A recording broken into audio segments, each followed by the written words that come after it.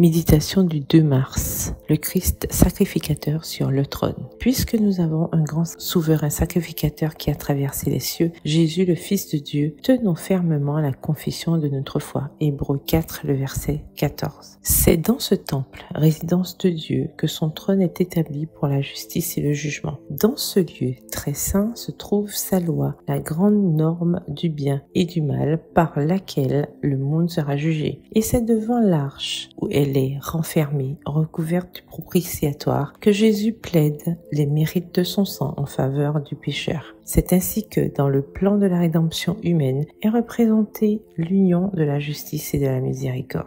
En sa qualité de sacrificateur, Jésus est maintenant assis avec son Père sur son trône. Voir Apocalypse 3, le verset 21. Celui qui a porté nos souffrances et qui s'est chargé de nos douleurs, celui qui a été tenté comme nous en toutes choses, sans commettre de péché, c'est le même qui est maintenant assis sur le trône de l'être éternel. Si quelqu'un a péché, nous avons un avocat auprès du Père, Jésus-Christ le juste. Ésaïe 53, le verset 4, Hébreux 4, le verset 15 et 1 Jean 2, le verset 1. Son intercession se fonde sur son corps meurtri et sa vie immaculée. Ses mains et ses pieds blessés, son côté percé, plaident en faveur de l'homme déchu, dont la rédemption fut acquise à ce prix infini. Extrait du livre La tragédie des siècles, au chapitre 23, aux pages 364 et 365. L'intercession du Sauveur en faveur de l'homme dans le sanctuaire céleste est tout aussi importante dans le plan du salut que sa mort sur la croix. Satan cherche constamment à dominer sur nous par nos défauts, sachant bien que si nous les caressons, il finira par réussir. Pour cela, il nous trompe par ce fatal sophisme. Il ne t'est pas possible de vaincre ce penchant. Si ceux qui cachent et excusent leurs fautes pouvaient voir Satan triompher à leur sujet, ils se hâteraient de les confesser et de les délaisser, en se rappelant que Jésus présente devant Dieu ses mains meurtries et son côté percé, et dit à tous ceux qui veulent le suivre, « Ma grâce te suffit ». 2 Corinthiens 12, verset 9.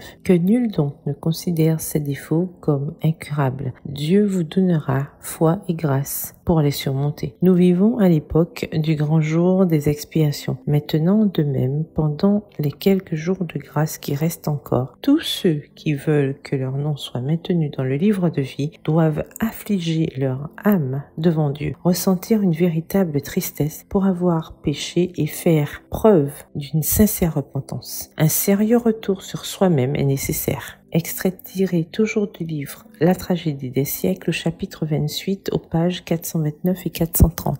Bonne soirée et que l'Éternel vous bénisse.